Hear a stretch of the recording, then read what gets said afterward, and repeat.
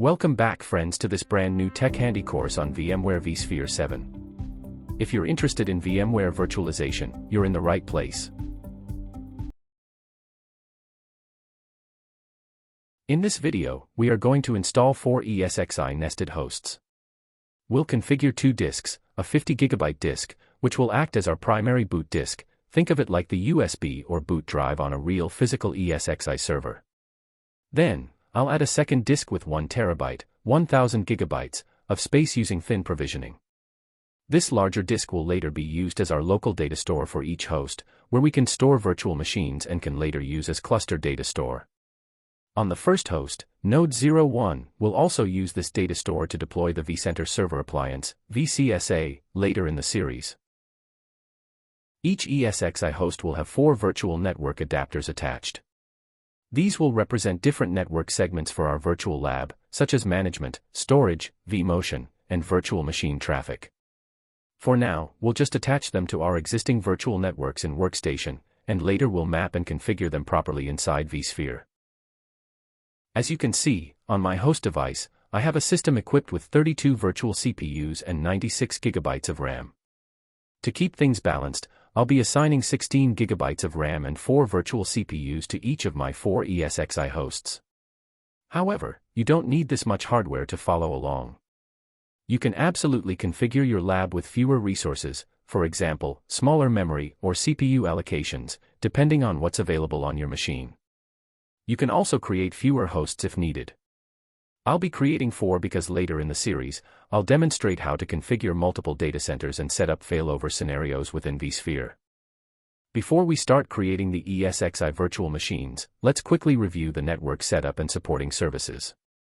I've already created a Windows Server 2019 virtual machine that will serve as my domain controller, with both DNS and DHCP roles installed. This server will handle name resolution and IP management across our lab environment. For this lab series, I will using Microsoft Remote Desktop Connection Manager to access my domain controller or any Windows machines we installed later.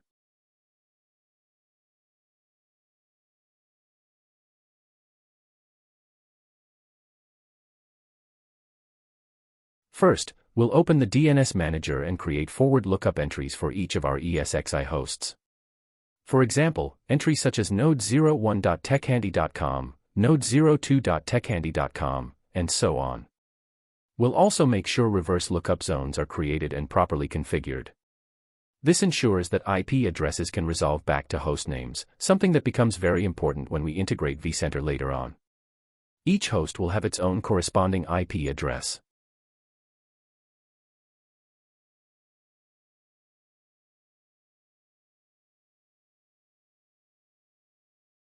Let's now configure host A record with host name and IP for each node.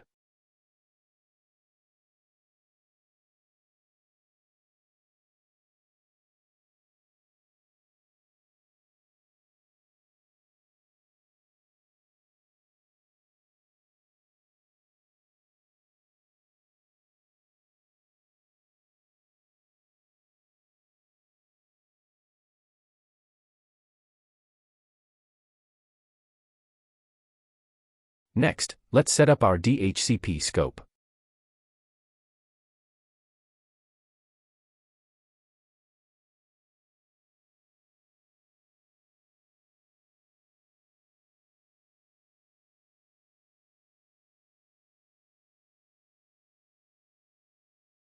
We'll create a new scope with an IP range from 10.20.30.100 to 150. In your case, it will be differ based on your network.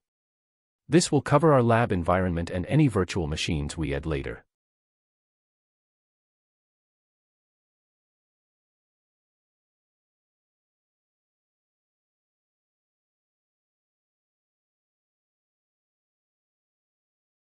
Within that range, we'll reserve specific IP addresses from 100 to 110. These reserved IPs will be used for our domain controller and our 4 ESXi hosts. Reserving them ensures each host always receives the same IP address every time it boots up.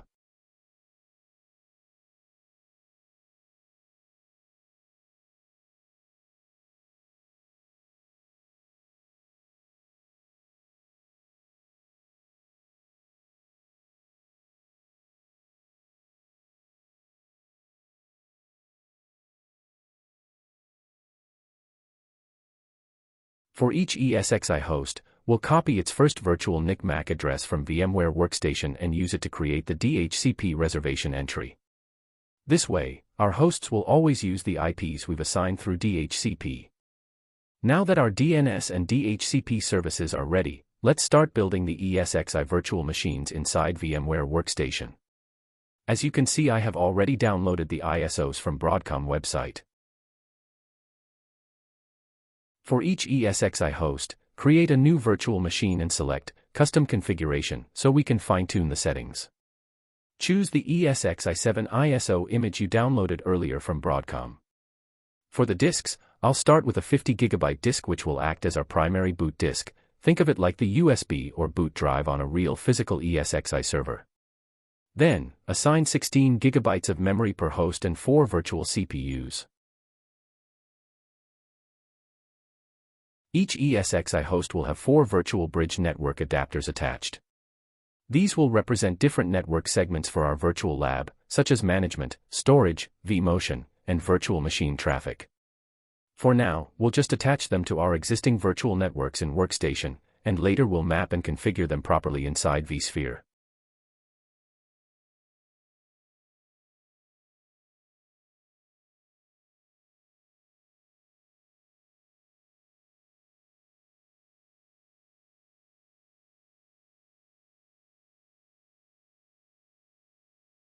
Then, I'll add a second disk with 1 TB, 1000 GB, of space using thin provisioning.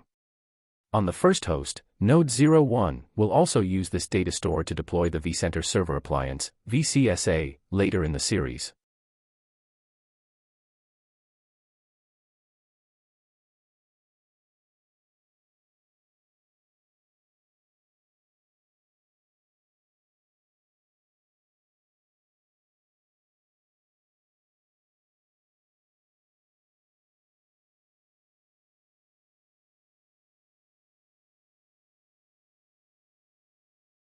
For each ESXi host, we'll generate and copy its first virtual NIC MAC address from VMware Workstation and use it to create the DHCP reservation entry.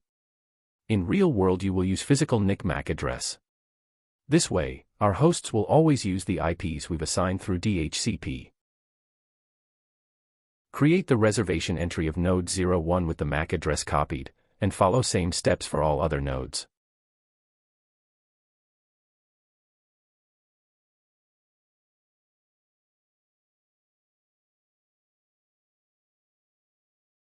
We will use same IP that we assigned under DNS earlier.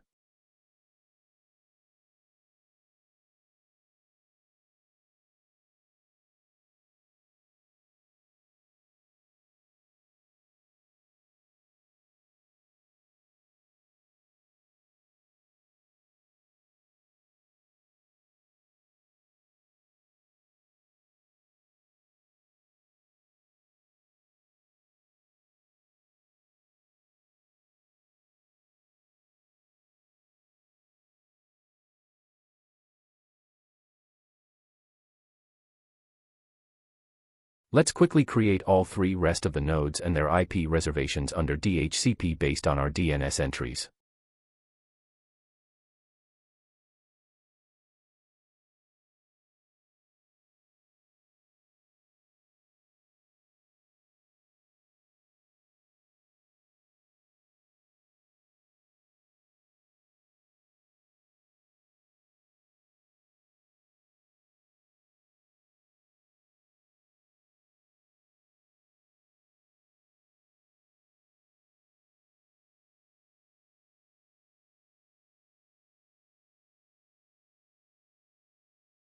As you can see, we have done reservations of all of our 4 nodes and we are now ready to power on ESXi hosts machines to install. Before powering on machines, review configurations on each node.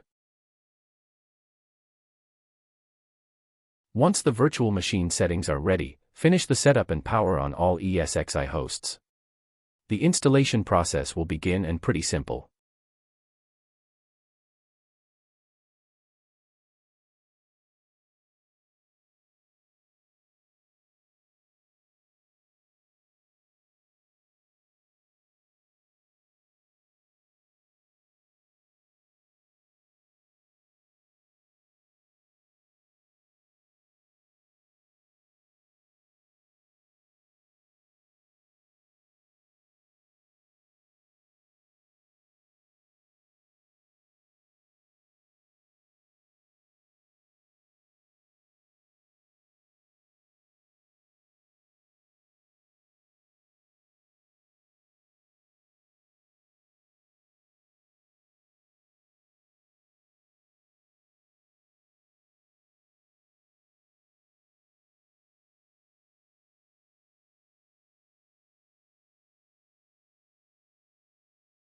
You can see our ESXi nodes are start getting IP reservations and status is changed from inactive to active state.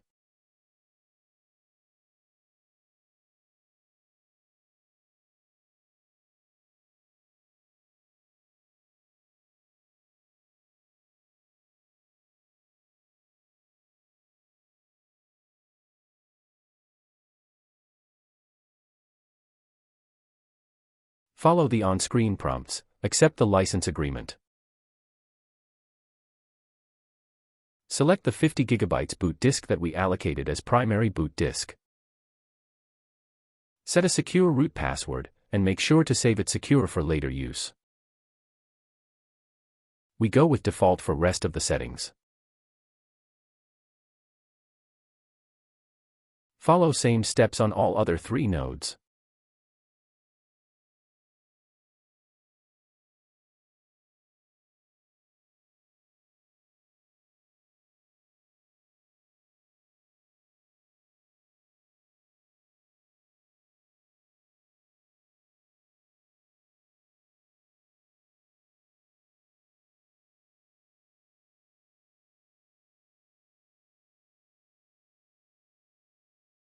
Once the installation completes, remove the ISO image and reboot the system.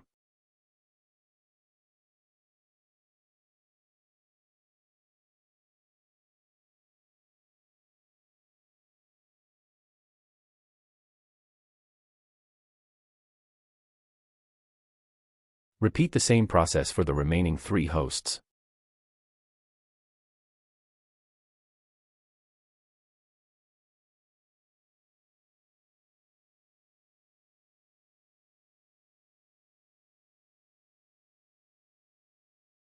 Wait for the hosts to boot from the disk and verify assigned IPs.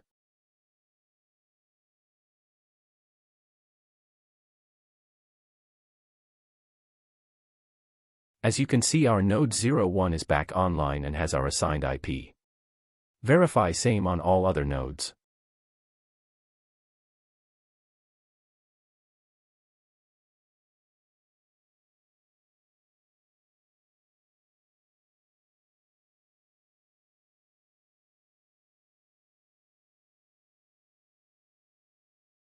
At this point, we'll have 4 ESXi hosts installed and powered on, each with its own IP address managed by our domain DHCP server and registered in DNS.